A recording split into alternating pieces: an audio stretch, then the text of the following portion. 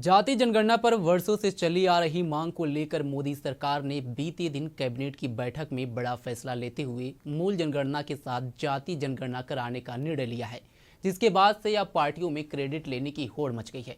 लेकिन अब सरकार के इस फैसले पर और टाइमिंग को लेकर सवाल खड़े हो रहे हैं कि एक तरफ पहलगाम हमले के बाद पूरा देश पाकिस्तान पर बड़ी कार्रवाई की उम्मीद कर रहा है और सरकार ने इन सबके बीच अचानक ये फैसला क्यों लिया, जबकि भाजपा जाति जनगणना के पुरजोर विरोध कर चुकी है। महाराष्ट्र चुनाव में प्रधानमंत्री मोदी की तरफ से एक रहेंगे तो सेफ रहेंगे का नारा, उत्तर प्रदेश के मुख्यमंत्री का बयान बटेंगे तो कटेंगे, भाजपा के तमाम नेताओं का जाति जनगणना के खिलाफ बयान रहा है। क्या बिहार विधानसभा चुनाव को देखते हुए यह फैसला लिया गया या पहलगाम आतंकी हमले से ध्यान हटाने की कोशिश है? आखिर क्या है इस फैसले की असली वजह और इसके पीछे की इनसाइड स्टोरी क्या है? इस वीडियो में हम आपको बताएंगे कि जाति जनगणना के पीछे सरकार की ये असली रणनीति क्या है।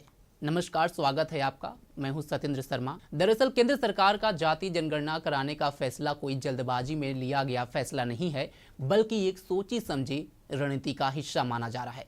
मिली जानकारी के अनुसार सरकार ने यह फैसला कई फैक्टर्स को ध्यान में रखते हुए लिया है। जानकारी के अनुसार 2029 में महिला आरक्षण लागू करना, बिहार विधानसभा चुनाव में संदेश देना, मुस्लिम समुदाय में पिछड़ों की पहचान करना और विपक्ष के हाथ से मुद्दा छीनना भी सरकार का एक बड़ा मकसद है।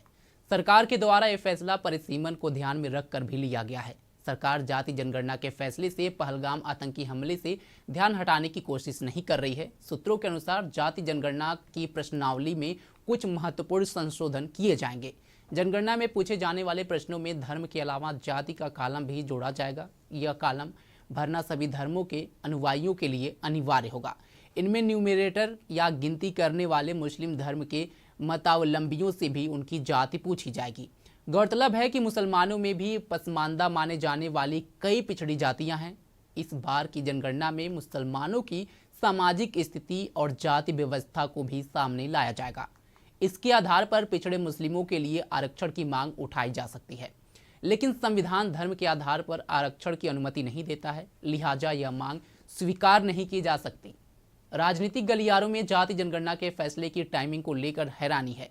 पूछा जा रहा है कि एक ऐसे वक्त जब सारा देश सांसें रोककर पहलगाम आतंकी हमले के गुनहगारों को सजा देने का इंतजार कर रहा है, सरकार ने अचानक जाति जनगणना का फैसला क्यों कर लिया?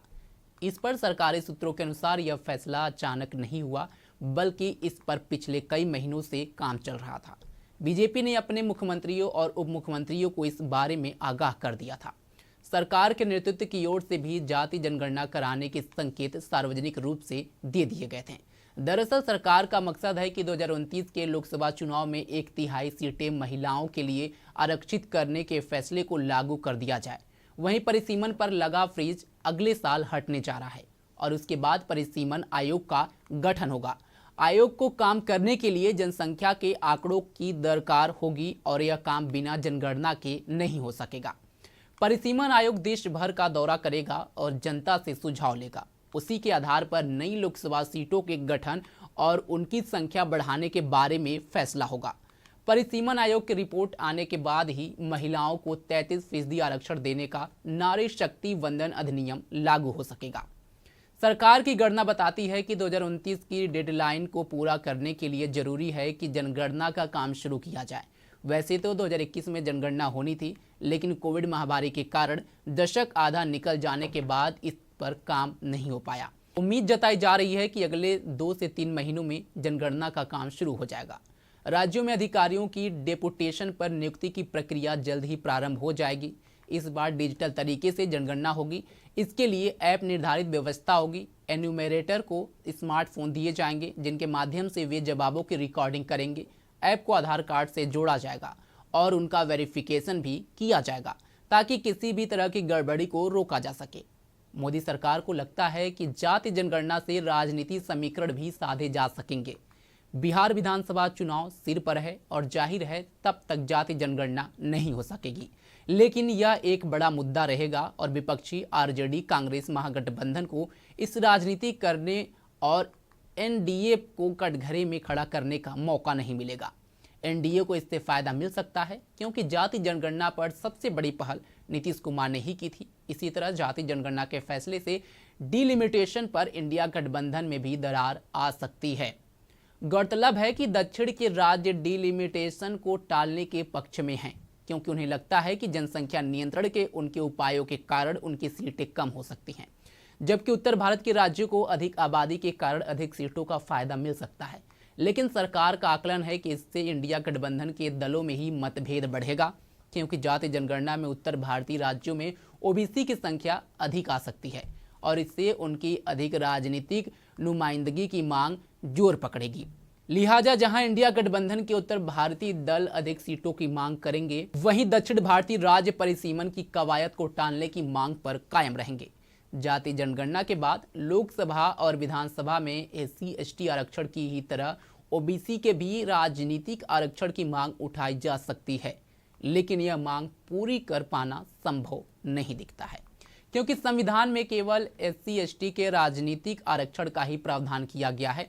वहीं निजी क्षेत्र में भी आरक्षण की मांग उठाई जा सकती है, लेकिन यह मांग बेमानी है। मनमोहन सिंह सरकार के समय भी निजी क्षेत्र में आरक्षण की मांग उठाई गई थी, लेकिन इसका प्राइवेट सेक्टर ने विरोध किया था। कांग्रेस ने हाल ही में संविधान के अनुच्छेद 15(5) का मुद्दा उठाया है, लेकिन सरकारी सूत्रों के अनुसार यह निजी शैक्षणिक संस्थानों के बारे में है और यह पहले से लागू है। लेकिन एक बार फिर से देश में जातिगत जनगणना की कवायद तेज हो चली है। एक पक्ष और एक घड़ा इसका विरोध कर रहा है, लेकिन अब सत्ता पक्ष हो या विपक्ष, सरकार के इस फैसले से काफ़ी खुश नजर आ रहे हैं। और बिहार में खासकर जिस तरह से आरजेडी ने ये मुद्दा उठाया था, उसके बाद से बिहार चुनाव में इसका फायदा बीजेपी को हो सकता है।